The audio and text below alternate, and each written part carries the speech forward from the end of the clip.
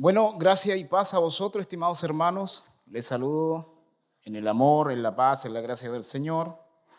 Sean todos bienvenidos. Y vamos a predicar la palabra de Dios. En las alabanzas que estábamos cantando al comienzo, había una palabra que se repitió muchas veces. Las primeras alabanzas, la palabra gloria.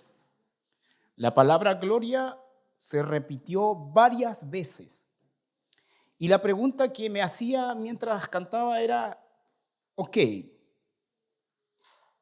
cantamos gloria, pero ¿qué es la gloria de Dios? Esa es la pregunta que me venía. ¿Qué es la gloria de Dios? De alguna forma lo sabemos, pero de otra forma es difícil dar una definición. Es como cuando le preguntaban a Agustín de Hipona qué cosa es el tiempo. Agustín de Hipona decía, cuando no me lo preguntan, sé lo que es. Pero cuando me lo preguntan ya no estoy tan seguro de qué es, en su sentido de definir el tiempo. Con la palabra gloria pasa lo mismo. Yo sé lo que es cuando no me lo preguntan.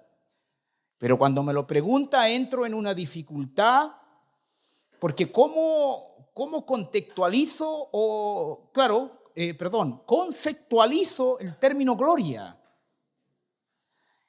Y me vino un rema, dijeran los neocarismáticos, no me vino una iluminación del Señor, que puede ser algo que me vino en el momento o quizás un recuerdo de alguna lectura en alguna parte, pero sea de donde venga, creo que es correcta teológicamente hablando. La gloria de Dios básicamente es la exhibición de los atributos de Dios. Eso es la gloria de Dios. La exhibición de los atributos de Dios. ¿Cuál es atributo? Dios es omnisciente, todo lo sabe. Dios es omnipresente, está en todos los lugares. Y no en parte, sino que completamente. No sé si nuestro cerebro alcanza a entender eso, y omnisciente, todo lo sabe. Eso solamente son los tres omnis. Podríamos también hablar, omnipotente, todopoderoso. Cuando veníamos para acá vimos una pequeña, pero una micro degustación de ese atributo omnipotente, que son el sonido de los truenos. Pero eso es algo tan micro, hermano, pero que para nosotros es extraordinario. Cuando digo que es micro en relación a lo que Él es. Pero para nosotros es tremendo. Todos saben que se está llevando a cabo en el mundo hoy en día el llamado Miss Universo, ¿cierto?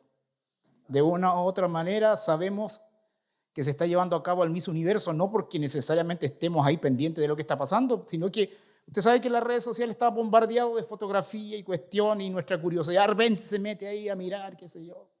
Ya, pero la cuestión es, ¿qué es lo que pasa en un Miss Universo? Obviamente se busca la mujer más hermosa de cada año. La cuestión es que por lo generalmente se presentan por países, ¿cierto? Perú, ya pasa Perú. Perú aplaude. Colombia aplaude y así sucesivamente. La idea es una competencia de belleza de mujeres del género femenino. Chile, todo aplauden ahí, todo aplaudiendo a Inamol. Ya, pero la cuestión es ¿cuál es la idea? Que cada país se ve representado y refleja la belleza, el estatus de belleza de cada país. Esa es la idea. Entonces, usando esta cuestión de Miss Universo como una ilustración, la idea es que imagínese todos los atributos de Dios que empiecen a ser exhibidos. Que pase la omnisciencia. ¡Oh, wow! Extraordinario. Que pase la omnipotencia. ¡Oh, wow! Extraordinario. Que pase todopoderoso, wow. ¿Me va entendiendo la ilustración? Nosotros en nuestra mente limitada tendemos a hablar de un atributo a la vez, porque somos seres limitados. Pero en estricto rigor no es eso así. Cuando hablamos de los atributos de Dios, si bien es cierto como seres humanos podemos dar un estudio de cada uno de los atributos, pero cuando hablamos de Dios, usted tiene que entender que todos los atributos de Dios son todos al mismo tiempo. Imagínense que si se presentaran, por ejemplo, estas mujeres todas al mismo tiempo, sin hacer diferencia una de otra. Esa es la idea. Es imposible humanamente. Pero cuando hablamos de los atributos de Dios, es el despliegue de sus atributos todos al mismo tiempo. Entonces, eso es la gloria de Dios. Es el despliegue de los atributos de Dios, pero todos al mismo tiempo, todos los días y todo el día y toda la eternidad, etc. Es como un diamante que da muchas luces al mismo tiempo. Extraordinario, hermano. Entonces, la gloria de Dios es el despliegue de los atributos de Dios. ¿Y qué es lo que hacemos nosotros con las alabanzas? Las alabanzas están llenas de los atributos de Dios. Entonces, en ese sentido, nosotros estamos haciendo un despliegue a través de la alabanza de los atributos de Dios. La gracia también es un atributo de Dios. Sublime gracia, ahí nosotros estamos viendo el atributo de la gracia del Señor, la gracia salvífica. Esa alabanza llamada gracia, sublime gracia hace un despliegue del atributo de la gracia de Dios. Y nosotros decimos gracia, entonces nosotros es como que devolvemos todo. Poderoso, gracia, verdad, omnisciente, etcétera, etcétera. Wow. Entonces, siguiendo con la alabanza sublime gracia, yo creo que todos de una u otra manera conocen la historia. Hubo un barco que atravesó el mar, obviamente, y llevaba muchos esclavos, ¿cierto? Y ahí iba el compositor de esta alabanza. Y se juntaron, me da la impresión que las dos palabras que traían mayor recurrencia en ese barco, pienso yo que serían la palabra esclavitud, pero al mismo tiempo la palabra libertad. ¿Sí o no? ¿Cómo es posible que en un barco se hayan manifestado dos palabras que son antitéticas en sí mismas? Esclavitud y libertad. Podríamos decir que comenzaron esclavos, terminaron libres. Siguieron siendo esclavos, pero ahora son esclavos libres. Obviamente en sentidos distintos, porque si no se violaría la ley de la no contradicción. Siguen siendo esclavos, pero ahora son libres. Entonces este sermón se llama esclavitud y libertad. ¿Se da cuenta que no es aleatorio que se haya cantado la última alabanza? No es, cuando hablo de una cuestión aleatoria, significa que es algo que es fortuito, que es al azar. Pero nosotros sabemos que no hay cuestiones aleatorias, porque Dios controla la galaxia más grande y hasta una mota. Incluso algo más pequeño que una mota, un átomo. Y si seguimos bajando, un neutrino. Y si seguimos bajando, ya no doy más. Hasta ahí llego. Pero la cuestión es que de lo más grande a lo más pequeño no hay cuestiones aleatorias o fortuitas o al azar. Siempre digo que incluso la pulga que el Señor nos envía en la noche tiene un propósito. Quizás significa levántate a orar. Dios lo sabe y usted cuando le sucede también lo sabe. Entonces, esclavitud y libertad se llama el mensaje de hoy. Y de hecho traía otras ilustraciones, que básicamente es la ilustración que acabo de dar del barco, pero vamos a sumarle las que traía. En el año 1976, hermanos, se escribió una novela.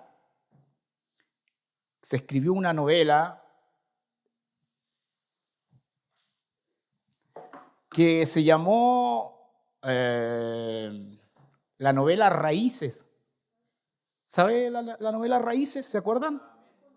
Ay, hermana, lo iba a decir porque me ganó. Me mató la ilustración, hermana. No, me complementó la ilustración. Entonces, esta novela Raíces, hay un personaje que después fue llevada a la pantalla chica, a la televisión, y posteriormente seguramente a la pantalla grande, al cine. Pero la cuestión es que había un personaje aquí muy popular que fue parte ya del lenguaje pop de la cultura chilena, incluso Kunta Kinte. Kunta Kinte. ¿Y quién era Kunta Kinte? Era un esclavo, ese era un personaje, un esclavo. Y de hecho era una serie que reunía a la familia, porque en ese tiempo no había redes sociales como las conocemos hoy. Entonces era todo un impacto. De hecho, esta obra es un verdadero impacto cultural, ¿ya? Pero aquí traigo a colación esto simplemente para traer nuevamente la palabra esclavitud, ¿ya? Esa es la idea, esclavitud.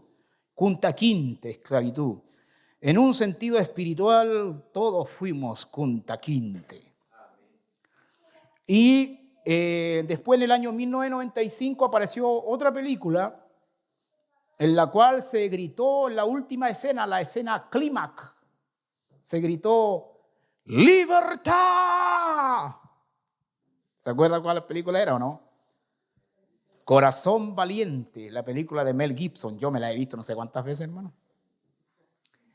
La cuestión es que reunimos dos palabras nuevamente, esclavitud y libertad, y que concuerda con el título del sermón, esclavitud y libertad. Nosotros estamos, hermanos, predicando expositivamente la carta del apóstol Pablo a la iglesia en Roma, carta que tiene 16 capítulos, carta que fue escrita aproximadamente en el 57 después de Cristo, en el contexto del tercer viaje misionero de Pablo, a la parte final. Pablo tenía como objetivo misionero ir para España, pero iba a pasar por Roma y envió esta carta, antes como una degustación de 16 capítulos. Nosotros estamos en la estructura de esta carta donde Pablo está esgrimiendo la doctrina de la santificación progresiva. En ese contexto, en ese eslabón epistolar, nosotros estamos, y estamos en el capítulo 6, y hoy con la ayuda de Dios cerramos el capítulo, ¿ya? Desde el versículo 6:15 al 6:23. Bien.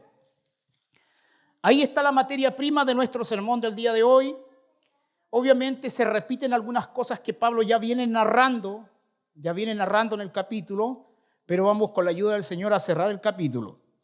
Pero como en otras ocasiones he apelado a una definición de santidad o santificación, para recordar y refrescar nuevamente voy a apelar a la definición que nos brinda el doctor Anthony Joquema, que dice así: la santificación se puede definir como la operación del Espíritu Santo con la participación responsable del hombre, por medio de la cual el Espíritu renueva la naturaleza del hombre y lo hace capaz de vivir para la gloria de Dios, para que exhiba los atributos de la gloria de Dios. En realidad ese es uno de los propósitos de la santificación, porque contra más nos santifica el Señor, nosotros hacemos un mejor despliegue en nuestra vida de la gloria de Dios, es decir, de los atributos de Dios. Y así Dios es glorificado. Aquí en la santificación se manifiesta la sinergia.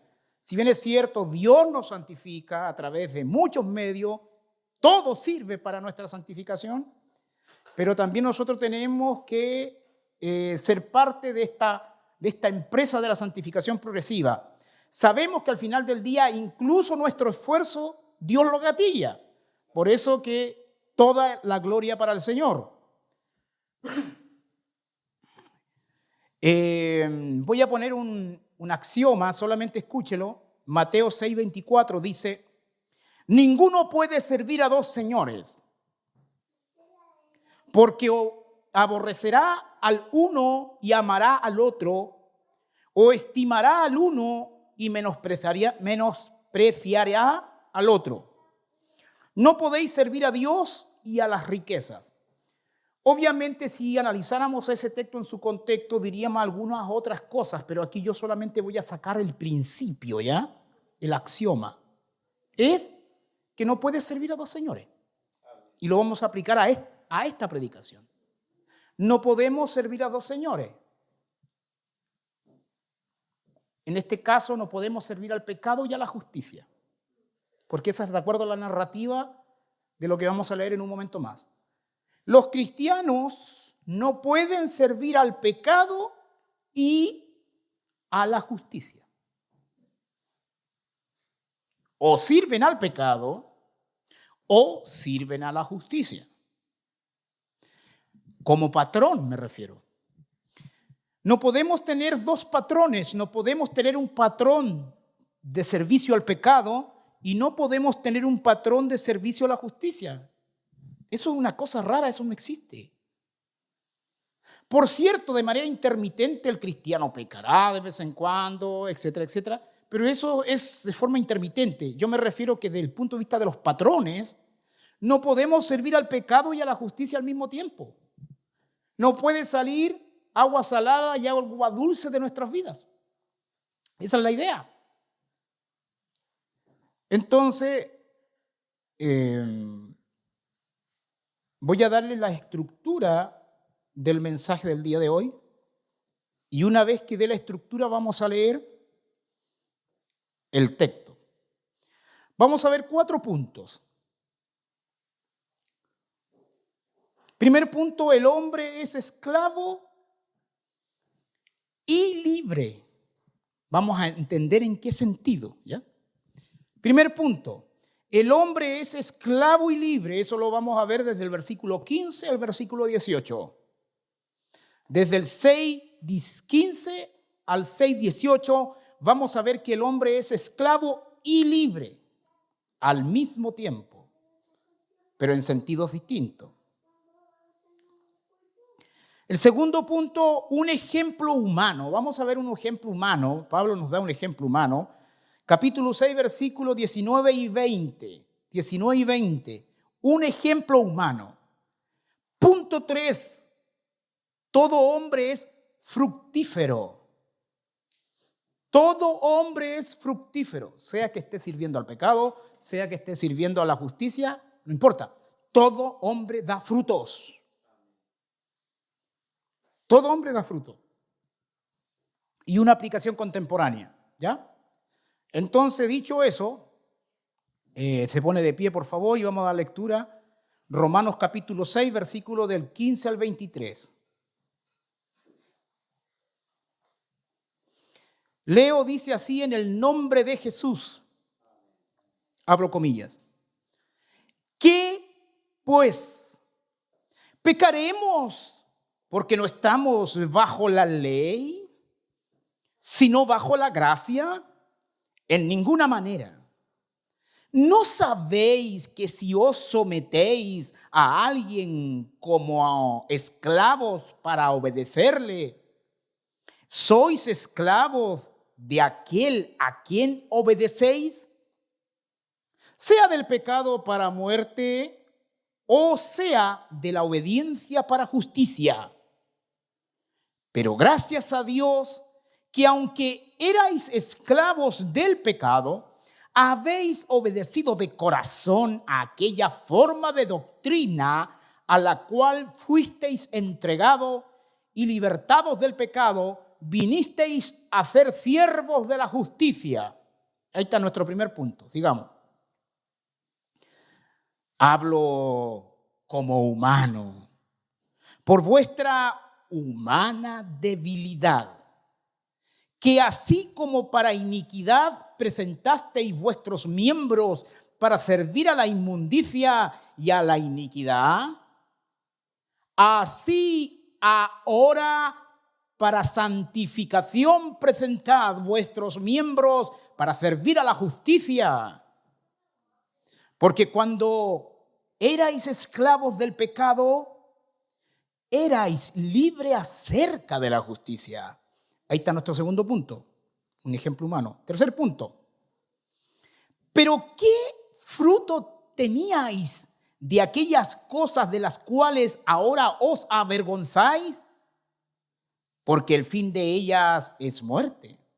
Mas ahora que habéis sido libertados del pecado y hechos siervos de Dios, tenéis por vuestro fruto la santificación y como fin la vida eterna. Porque la paga del pecado es muerte, mas la dádiva de Dios es vida eterna en Cristo Jesús, Señor nuestro. Amén. Tomen asiento.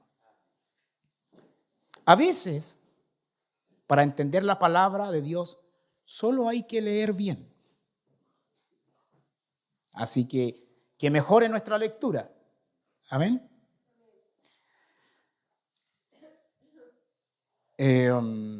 Primer punto. Bueno, voy a dar la tesis. Voy a dar una tesis de estos versículos. La tesis. Así que esta es la que usted tiene que anotar. Si a usted le gusta tomar apunte, esta es una parte importante que debe anotar. La tesis.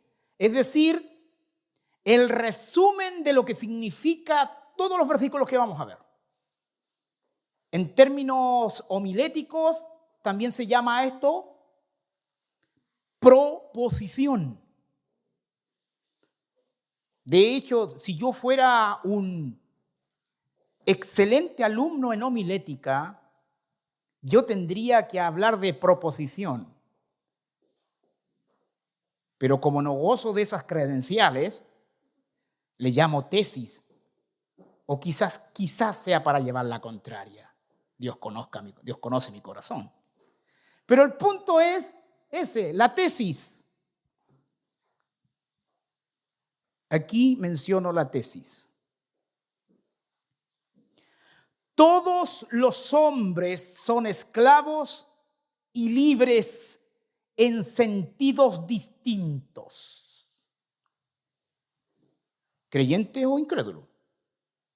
Todos los hombres son esclavos y libres en sentidos distintos y cada uno de ellos siempre dan frutos.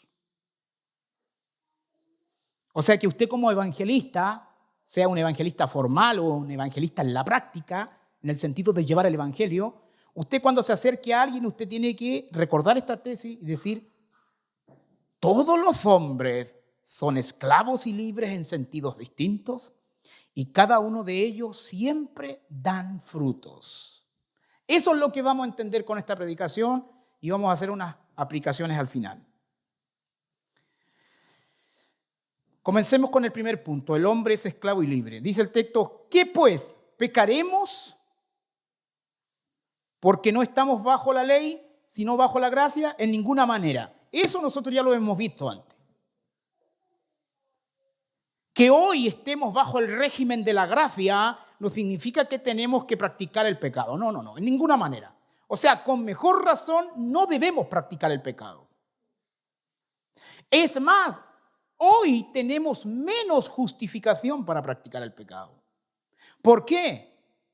Porque bajo la gracia Dios nos da el poder para resistir. O sea, con mejor razón, hoy no debemos practicar el pecado.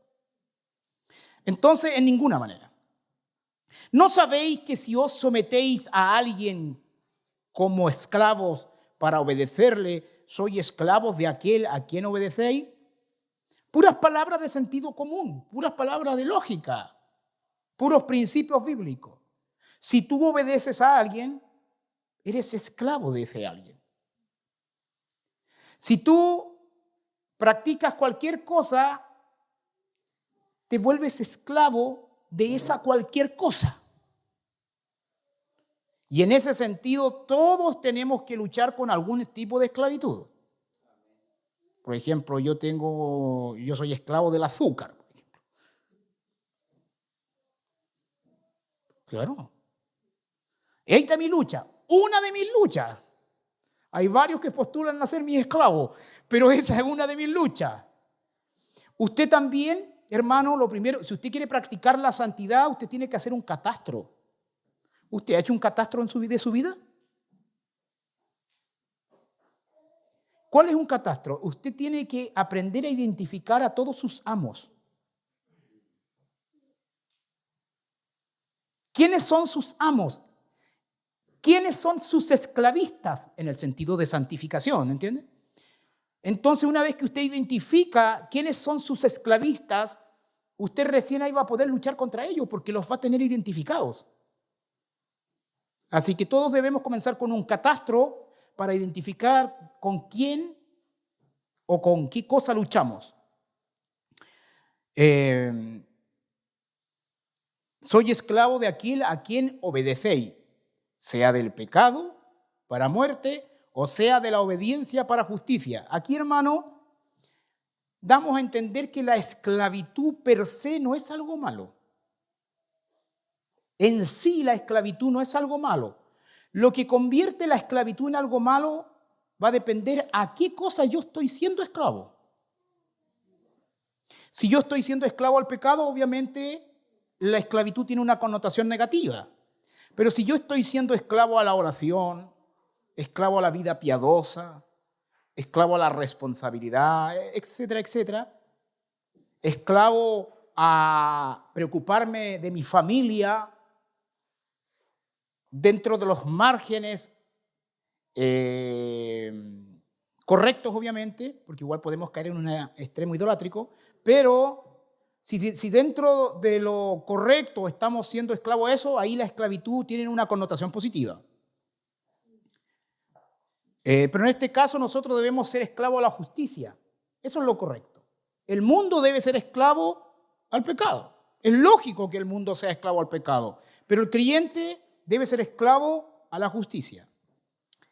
Sea del pecado para muerte o sea de la obediencia para justicia. Pero gracias a Dios que aunque erais esclavos del pecado, nuestro pasado, en el caso del pasado de la iglesia local en Roma, habéis obedecido de corazón aquella forma de doctrina, el evangelio, el discipulado, etc., a la cual fuisteis entregados y libertados del pecado. Vinisteis a ser siervos de la justicia. Hace calor, ¿eh? No pensaba que tanto. La cuestión, hermano, es en este primer punto. Yo podría seguir escarbando en griego, pero ¿para qué? Si el punto está comprendido. Miren, el incrédulo es esclavo y libre al mismo tiempo. El creyente es esclavo y libre al mismo tiempo. Ese es el primer punto del sermón. El incrédulo es esclavo al pecado, pero él no puede practicar justicia. O sea, es libre de la justicia. ¿Me está siguiendo? Es esclavo al pecado, pero es libre de la justicia. Porque él no puede hacer una obra espiritual que agrade a Dios. Entonces, cerremos el tema. Incrédulo es esclavo y libre. ¿Se entendió el punto? ¿En qué sentido? El creyente, al revés, el creyente es esclavo de la justicia, pero es libre del pecado. O sea, también es esclavo y libre. Como decíamos en los sermones pasados, es un zombie espiritual en el buen sentido de que está muerto al pecado, pero está vivo a la justicia. Es un muerto libre, es un muerto vivo, un vivo muerto. O sea, tanto el incrédulo es un muerto vivo como el creyente es un muerto vivo, pero en sentidos contrarios. ¿Cuántos zombies hay en esta tarde? En realidad siempre vamos a ser zombies, pero la pregunta es ¿de qué lado? Pero el punto es que somos esclavos y libres. Ya, listo. El primer punto. Segundo punto, un ejemplo humano. Hablo como humano, dice Pablo, por vuestra humana debilidad. Que así como para iniquidad presentasteis vuestros miembros para servir a la inmundicia y la iniquidad, nosotros, y en el caso de la iglesia local en Roma, antes de que Dios los salve, eran esclavos del pecado y presentaban todos sus miembros para la iniquidad y para la injusticia, para la inmundicia, etcétera, etcétera. O sea, todos nuestros miembros eran esclavos del pecado, de la carne. Los ojos, el tacto, esos son sentidos en todo caso, pero es aplicable. Los ojos, el gusto, el tacto, la audición, la visión. ¿Por qué? Porque siempre estábamos alimentando nuestros sentidos del pecado. Aunque hayamos estado en silencio, siempre nuestros sentidos los entregábamos para que se rindan al pecado. Como decimos en términos chilenos, nosotros los hombres vivíamos alimentando la vista. Sí, a veces podríamos haber luchado, pero en realidad éramos esclavos. Gracias a Dios, a algunos el Señor nos salvó muy temprano. Pero hablando del incrédulo clásico, en el mundo se alimenta la vista, hermano, y todos entienden lo que quiero decir con eso. Pero no solo la vista, sino también los otros sentidos. Pablo nos dice, así ahora, para santificación, presentar vuestros miembros para servir a la justicia. O sea, así como cuando no eras salvo eras un fanático para presentar vuestros miembros al pecado y te superabas cada día, ahora, sé fanático para servir a la justicia. Que vuestros miembros sirvan a la justicia y que nuestros sentidos también se rindan a la justicia. Eso significa muchas cosas en la práctica. No mirar lo que no debes mirar. Si es necesario huir, si tú sabes que eres súper débil en alguno de tus sentidos, no proveáis para la carne. Si tú sabes que vas a caer, ¿me entiendes? Porque tú te conoces. Si tú sabes que vas a caer, entonces huye antes de que empiece la debilidad. Es como el que se emborracha y dice, es que yo borracho no sé lo que hago. Trata el borracho siempre de excusarse en esa cuestión. Es que yo no sé lo que hago borracho, es como una excusa para limpiarse las manos. Pero resulta que cuando él no estaba borracho, él sabía que podría potencialmente producirse eso. Por ende es responsable igual. Es decir, que aquí no hay excusa. Porque aquí entonces hay un remate de Pablo, hay un remate. Dice, porque la paga del pecado es muerte, mas la dádiva de Dios es vida eterna en Cristo Jesús, Señor nuestro. El Señor, ¿quién era que me hacía una consulta el otro día? Ya me olvidé. No sé si fue alguien de aquí o otra persona, o estamos en una conversación, qué sé yo. Pero la cuestión es la siguiente. ¿Sabía usted, mi hermano, que la salvación es tan segura, pero tan hiper, macro, mega segura, que si Dios tiene que quitarle la vida, lo hará? Por eso que todo patrón de pecado, incluido el que habla, puede terminar en que Dios te quite la vida, para que no sigas en la pendiente hacia abajo. Dios quita vidas aún de sus hijos para que no sigan cayendo. Así que la salvación es segura. Así que de repente cuando alguien se descarría y uno de repente escucha, murió, le dio un infarto o lo atropelló un camión, no sé.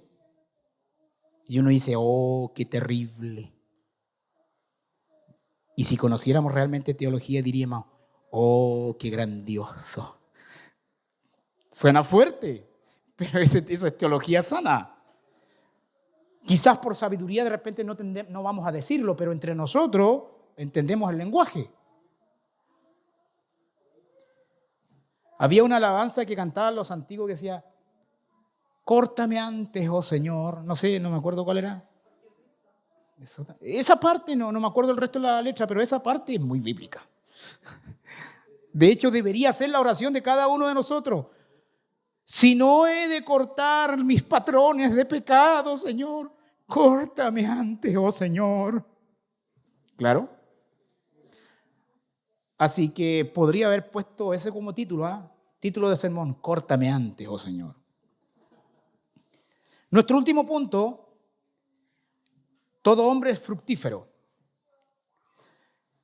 Pero, ¿qué fruto teníais de aquellas cosas de las cuales ahora os avergonzáis? Porque el fin de ellas es muerte. Hermano, pregunta. Quizá una pregunta obvia, pero como ejercicio pedagógico está bien. ¿Usted se avergüenza de las cosas que hizo antes? Usted si quiere no responde, pero la pregunta es para usted, respóndase usted. ¿Usted realmente se ha arrepentido o le da vergüenza de las cosas que hizo antes? Lo correcto es avergonzarse de las cosas que uno hizo antes.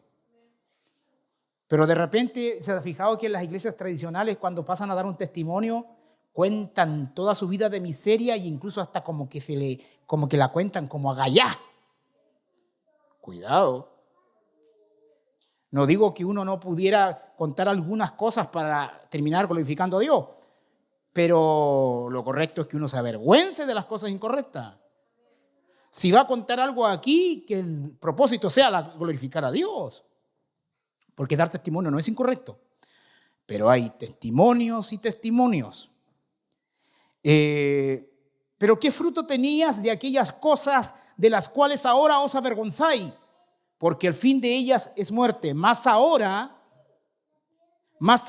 que habéis sido libertados del pecado y hechos siervos de Dios, tenéis por vuestro fruto la santificación y como fin la vida eterna. La santificación es un fruto. Al practicar santificación estamos dando fruto, pero la cuestión es que los incrédulos igual dan fruto. Frutos de una naturaleza totalmente distinta a la naturaleza de los frutos del creyente, claro que sí, pero fruto al fin y al cabo. Así que no digamos nunca más, este es un consejo, si usted quiere lo toma o no. No digamos nunca más, hermanos, tenemos que dar fruto. No, pues si el creyente y el incrédulo va a dar fruto. Es la confirmación providencial ahí. Sino lo que tenemos que decir, hermano, les insto y les motivo a dar frutos de creyentes y de cristianos. Eso es cerrar la idea. A veces pasa que nosotros de repente podemos tener buena teología, pero nos cerramos las ideas y se convierte en mala teología. Busquemos ser precisos cada vez más. Bien. Porque la paga del pecado es muerte, mala dádiva de Dios es vida eterna en Cristo Jesús, Señor nuestro. Etcétera. Ahí está el sermón. Eso es lo que entendió la iglesia en Roma, la iglesia local en Roma. Ahí está. Eso es. Vamos bien con el tiempo. Eso es, hermano. No hay que meterle más. Eso es. Entonces ahora vamos a venir a nuestro tiempo, aunque yo ya he venido haciendo ciertas aplicaciones, pero vamos a venir a nuestro tiempo. En este momento olvidémonos de la iglesia en Roma. Eso ya fue. Eso teníamos que tenerlo presente cuando estábamos viendo el significado. Ahora estamos acá en la iglesia bíblica por su gracia en Yanquihue y en la iglesia contemporánea en general. Cuando usted va a hacer una aplicación es como una flecha que se lanza hacia un objetivo. ¿Se imagina que si usted lanzara una flecha pero no tuviera un objetivo? La flecha puede ser muy buena, pero la flecha va a terminar en cualquier parte y no va a terminar cumpliendo el propósito.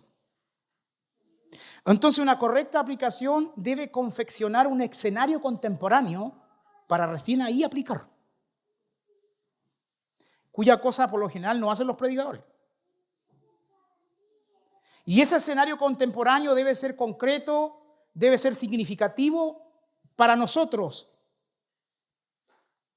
Debe ser un escenario que nosotros de una u otra manera convivimos con él todo el día y todos los días, en los diferentes contextos, familia, empresa, ante el gobierno, en la misma iglesia, etc.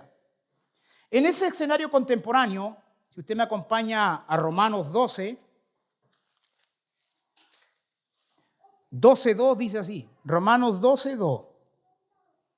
En algún momento vamos a llegar a Romanos 12.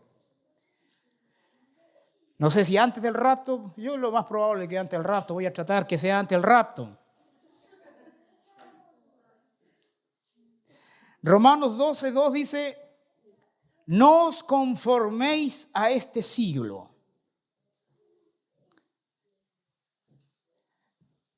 Yo creo que todas las hermanas aquí han hecho kuchen alguna vez o algún queque y conocen lo que es obviamente un molde. Un molde es una forma, ¿cierto? El molde, por ejemplo, este queque salió con este diseño porque fue hecho en este molde. Este otro tiene otro diseño porque fue hecho en este otro molde.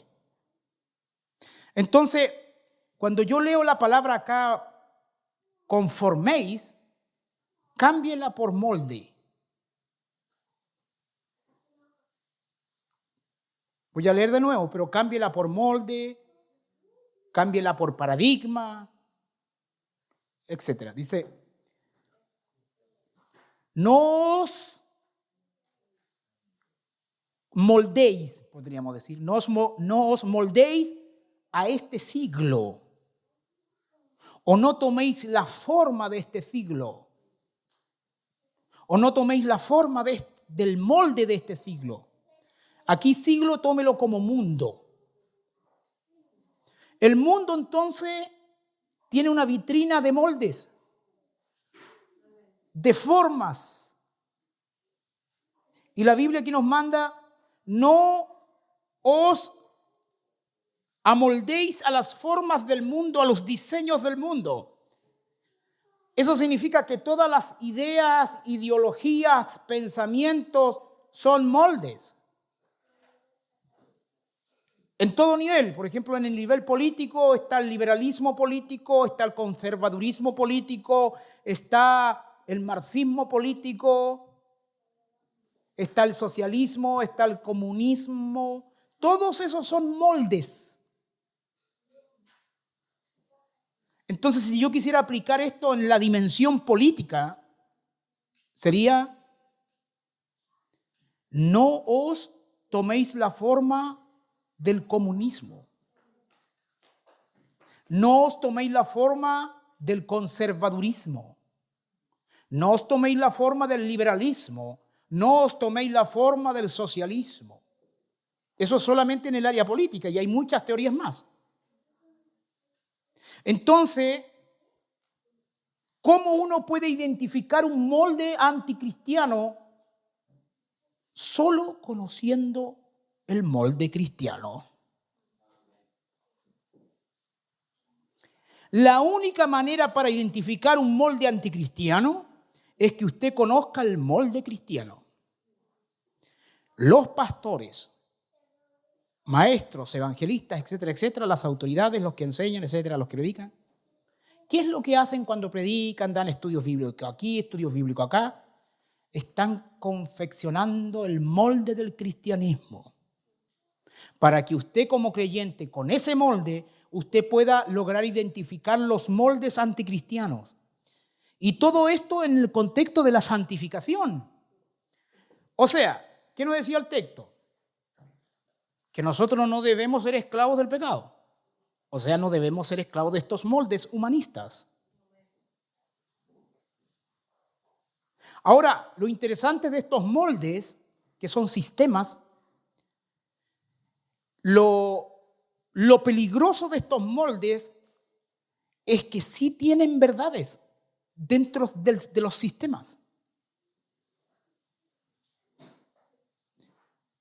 Pero no toda la verdad. Ese es el punto.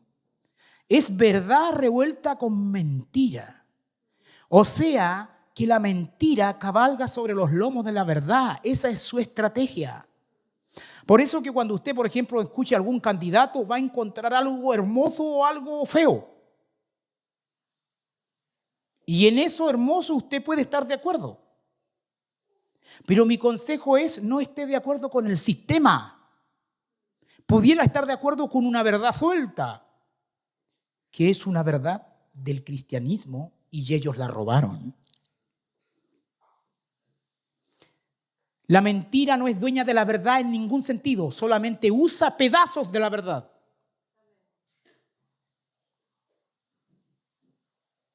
Es decir, todo lo correcto que usted vea en las ofertas políticas hoy en día es patrimonio de nosotros, los cristianos. De ahí podemos aplicar la gracia común y todo eso, ¿se entiende? Entonces, hermano, vamos a ver un molde hoy. Yo creo que todavía hay tiempo porque llevo como un poquito más de media hora, 40 minutos o algo así. Vamos a ver un molde. Y la idea de nuestras aplicaciones es que siempre vamos a tratar de ver un molde, en relación a la predicación obviamente, pero molde al fin y al cabo. Entonces, le pregunto, hay un libro que se escribió en el año 1972 que ha moldeado la mentalidad de mucha gente, incluida cristianos. Este libro se llama El Anti-Edipo. ¿Lo ha escuchado? El Anti-Edipo. Así se llama este libro. Fue escrito por Deleuze y un tal personaje llamado Guattari o algo así. El Anti-Edipo. Pero vamos a ir al pasado y vamos a construir cómo se vino construyendo este molde hasta el día de hoy. Molde que ha entrado en la iglesia, estoy hablando en términos generales, iglesia. La educación secular, académica, siempre se hace referencia a mitos griegos. Es una costumbre en la academia, mitos griegos. Y hay un mito griego que se conoce como el mito de Edipo Rey. ¿A alguien le hablaron eso en el colegio? El mito de Edipo Rey. Yo me acuerdo que cuando estaba en la enseñanza básica, la profesora de castellano de repente llevaba un libro y nos hacía una dinámica de que todos nos durmiéramos, o sea, nos pusiéramos nuestra cabeza en la mesa, nos relajáramos y ella nos hacía una lectura, ella leía un libro. Entonces nosotros estamos con los ojos cerrados, escuchando. Entonces no solamente escuchábamos la lectura, sino que empezaba nuestra mente a imaginar un mundo de acuerdo a lo que se estaba leyendo. Y a mí me leyeron, entre otros libros, a ese libro, El mito de Edipo Rey. El mito de Edipo Rey. Sófocles es el personaje que escribió esta tragedia. Esto es una historia, un mito. En términos sencillos, ¿en qué consistía ese mito? Básicamente, Edipo fue un personaje que, de acuerdo a este mito, se terminó casando con su madre y terminó matando a su padre. Ese es el centro de este mito.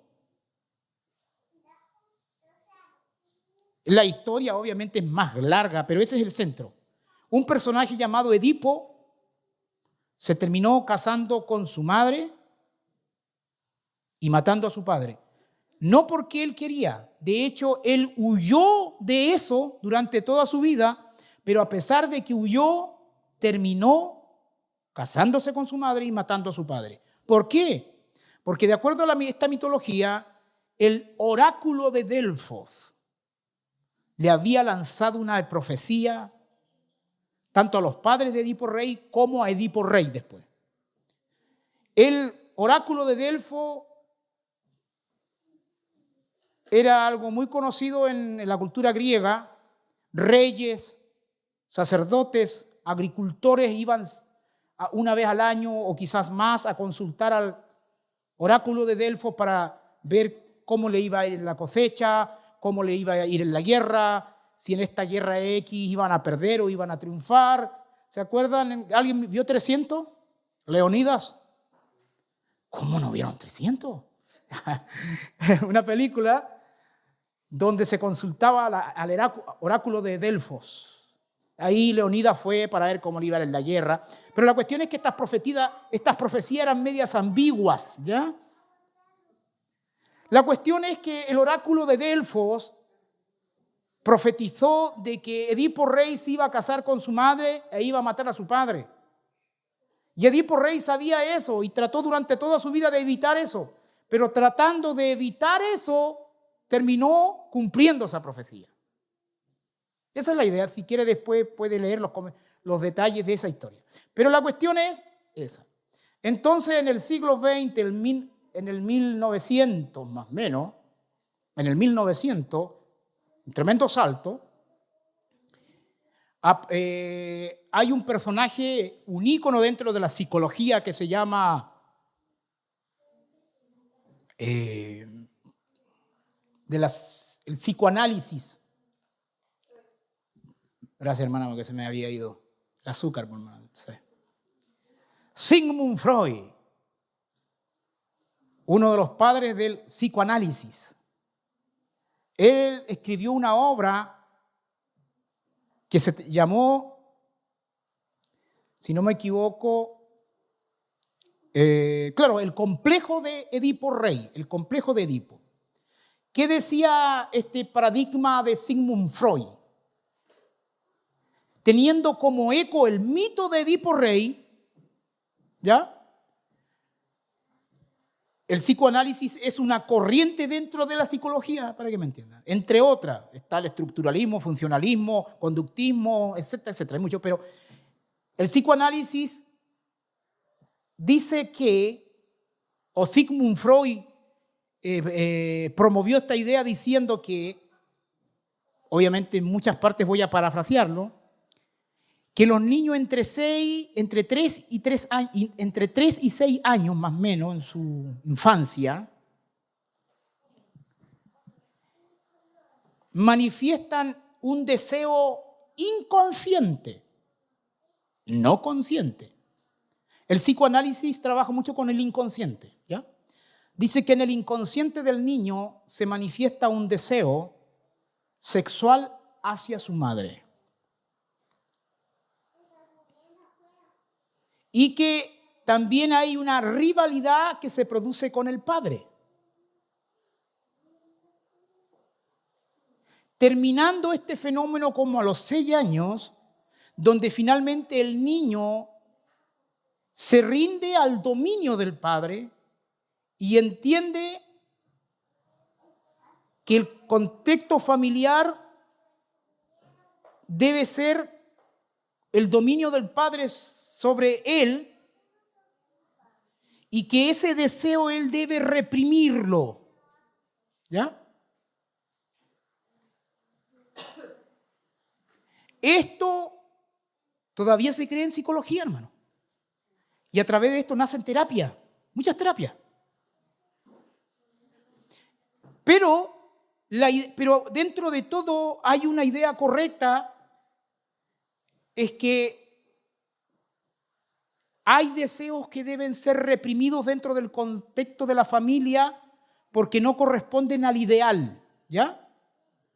O sea, dentro de todo hay cosas que uno puede rescatar sin estar a favor del sistema. Porque usted tiene que leer todo molde con un criterio bíblico.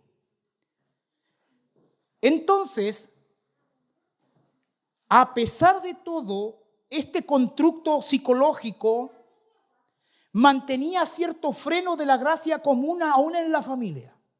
¿Me está siguiendo? Yo creo que aquí vean la gracia común, vean los elementos de gracia común, aún en estos moldes que como sistemas nosotros no lo aprobamos, pero aún la gracia común era fuerte ahí. Y frena. Entonces, ¿qué es lo que sacamos en limpio? Que hay sentimientos que deben ser reprimidos y que no es correcto darle rienda suelta. O sea, eso es freno de la gracia común. Sin embargo, en el año 1972, ¿se da cuenta cómo vamos avanzando? Sin embargo, en el año 1972 existieron dos eruditos que pueden ser considerados también como referentes del posmodernismo, que escribieron el libro El Anti-Edipo. Anti es en contra de. O sea, que el Anti-Edipo está en contra de Sigmund Freud. O sea, hermano, en términos sencillos, hay diablos más diablos que otros. ¿Me está siguiendo? Entonces, el Anti-Edipo dice básicamente que ese deseo del niño no debe ser reprimido. Este es uno de los fundamentos de todas estas ideologías progres. De hecho, esta lectura del Anti-Edipo es un postre para los progresistas, para el Frente Amplio, para que usted me entienda acá en chileno. La tesis del Anti-Edipo es mucho más compleja, mucho más amplia, pero yo estoy yendo al corazón de la cuestión, simplificando la idea. Libera el deseo.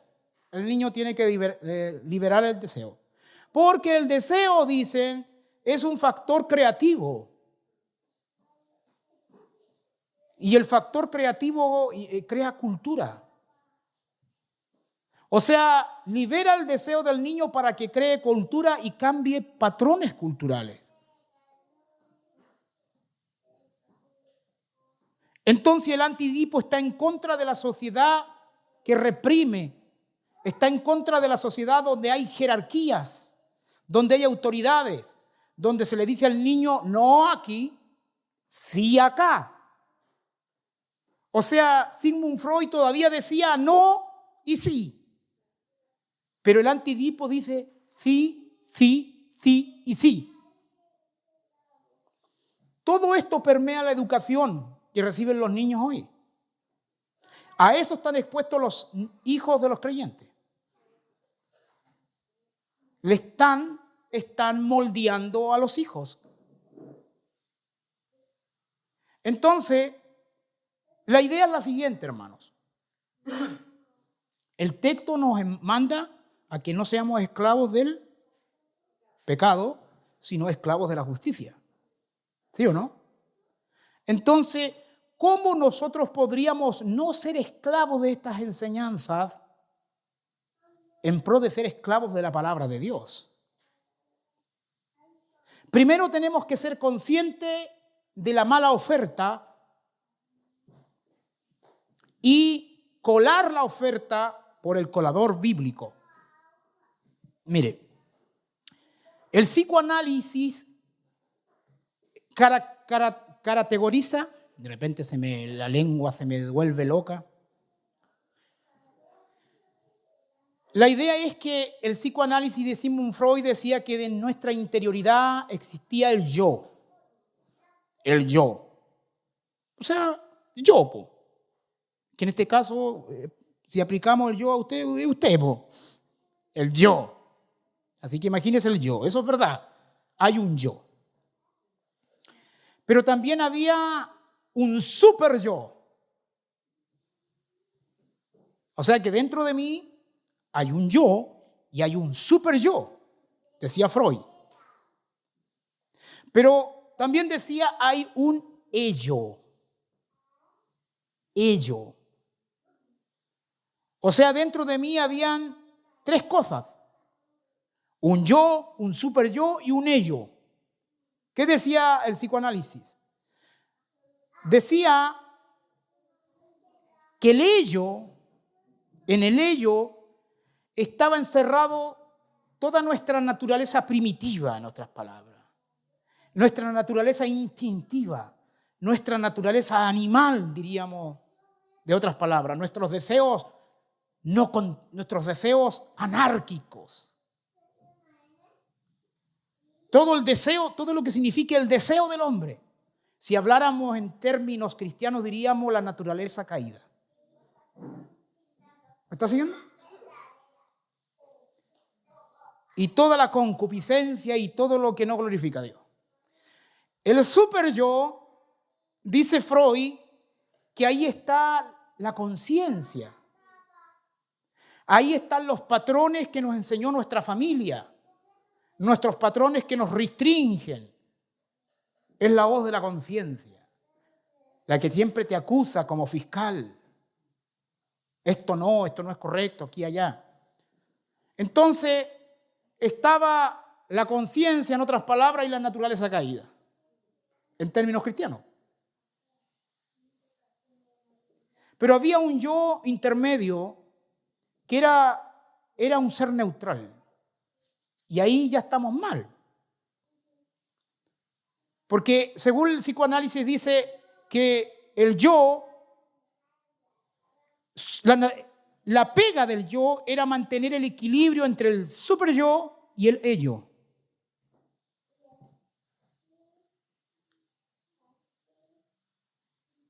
Sin embargo, nosotros, del punto de vista cristiano, sabemos que nuestro yo es esclavo del ello. En el incrédulo, el yo es esclavo del ello. O sea, es esclavo del pecado, de acuerdo a lo que venimos predicando.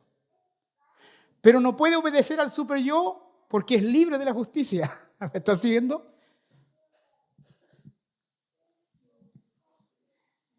Entonces, ¿qué es lo que propone el anti-Edipo? El reinado del ello. O sea, hermano, nosotros, toda la filosofía psicológica que está detrás del progresismo, de la ideología de género, de la revolución sexual, del feminismo, del embrismo, feminismo de primera, segunda y tercera ola. En otras palabras, de acuerdo a este libro del anti-Edipo, simplemente está promoviendo el reinado, el milenio del ello. O sea, el reinado de la naturaleza caída en términos cristianos. O sea, deja libre el deseo. Deja libre el deseo. Y no solo el deseo sexual, el deseo en su integralidad. ¿Y el deseo ha entrado en las iglesias evangélicas o no? ¿El reinado del deseo ha entrado en las iglesias cristianas? Sí, ha entrado. Porque no quieren las normas de la Biblia. Quieren que reine el deseo. En todo nivel. Hay iglesias que la gente hoy va simplemente a mostrar la ropa que tiene. Da rienda suelta a su deseo. No importa que no tengan que comer en la casa, pero tengo que ir a mostrar la mejor vestimenta. En las iglesias metodistas pasa eso, por ejemplo. Verdaderas pasarelas.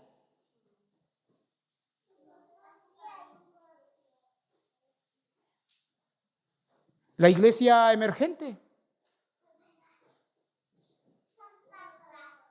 Rienda suelta a deseos. El reinado del ello, el reinado de la depravación total, el reinado de la naturaleza caída. Nosotros debemos practicar santidad, y para practicar santidad las normas de Dios que deben esculpir nuestra conciencia, o el superello en términos de psicoanálisis, hermanos, es la norma de la palabra de Dios que debe reinar sobre la naturaleza caída. Todavía tenemos un hombre viejo que debemos matarlo todos los días. Todos los días debemos matar al hombre viejo. Y los deseos del hombre viejo, las concupiscencias del hombre viejo. Pero eso es lo que se está promoviendo en la educación. El reinado del ello, el reinado de la depravación total. No, si los niños deben experimentar. Debe decírsele que no es malo el deseo de un hombre niño de amar sexualmente a otro niño. Deseo suelto. No es malo. Pero ¿qué es lo que se produce con la liberación del ello de la naturaleza caída? Se empieza a producir en la sociedad cultura pagana.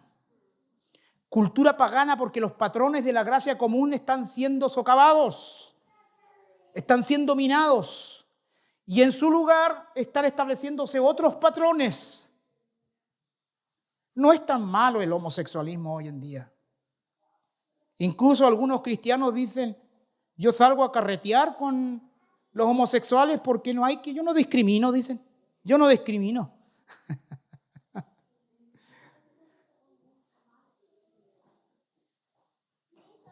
En otras palabras cristianas, que el mundo no entre a la iglesia. Que el mundo no entre a la iglesia, que los moldes del mundo no entren a la iglesia. Este es un molde, hermano, que existe hoy en la educación. Este es un molde que está en todos lados. Cuando usted se junta con mucha gente aquí y allá, este molde de repente asoma las orejas y de repente la esconde. Yo cuando ando por ahí, de repente ando, ahí. Acá. Te vi, compadre. Identificando el molde. No os conforméis a este siglo, sino transformaos por medio de la renovación de vuestro entendimiento, para que comprobéis cuál sea la buena voluntad de Dios, agradable y perfecta. ¿Debemos renovar nuestro entendimiento? Usted hoy está renovando su entendimiento, yo estoy renovando mi entendimiento. Pero el entendimiento no se renueva en un vacío existencial ni en un vacío cuántico, sino que nuestro entendimiento se renueva con la palabra de Dios. Mi entendimiento se renueva con la palabra de Dios. ¿Usted alguna vez limpió un balde sucio y con una manguera echándole agua al balde? ¿Qué es lo que pasa cuando usted le echa agua al balde? De repente el agua está súper sucia, ¿o no? Pero usted sigue echando agua. ¿Qué pasa? Se rebalsa y empieza a caer agua. Estaba negra de primera, pero después al rato ya no está tan negra. Sigue sospechosa, pero ya no está tan negra. Y sigue usted echándole agua. Y sigue echándole agua. Aunque le digan: eres fanático del agua, pero usted le sigue echando agua. Ahí lancé algo que usted tenía que tomarlo. Le sigue echando agua. ¿Cómo va a terminar esto si usted es fanático del agua?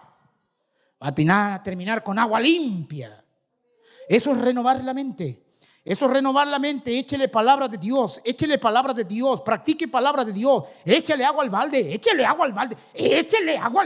por hermano.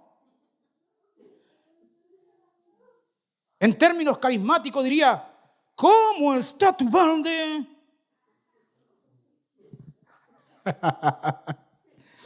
Dele un codazo al que está a su lado y pregúntele: ¿cómo está su balde? ¿Claro? ¿Debemos santificarnos por la gracia de Dios? Tesis: todo hombre es esclavo y libre, y todo hombre da frutos. Pero debemos aprender a identificar los moldes que nos quieren esclavizar. Pero la única manera para poder identificar los moldes es conocer la Biblia. De otra manera, tú no vas a poder identificar los moldes. Es más, si no conoces el cristianismo y la cosmovisión cristiana, es posible que tú termines defendiendo moldes del mundo creyendo que son correctos. Por esa razón, no solo hay que aprender versículos de memoria y usarlo, porque algunos han aprendido versículos de memoria y hacen magia y brujería con la Biblia. Y repiten el versículo para santificarse. Y repiten el versículo, pensando que así se van a santificar. O sea, hacen un uso mágico de la Biblia. No, si no lo repita tanto, practíquelo, entiéndalo. Deje que ese versículo gobierne su mente en el significado, porque solo así podremos renovar nuestra mente y vivir para la gloria de Dios. Porque usted puede cantar las alabanzas más bíblicas y puede hablar de la gloria de Dios, cuya cosa está bien. Pero cuando usted se deja limpiar por la palabra de Dios en su vida, usted va a comenzar a exhibir la gloria de Dios, va a comenzar a exhibir los atributos de Dios. Gracias y paz a vosotros. Hasta aquí queda la palabra de Dios. Pastor, pasa a este lugar.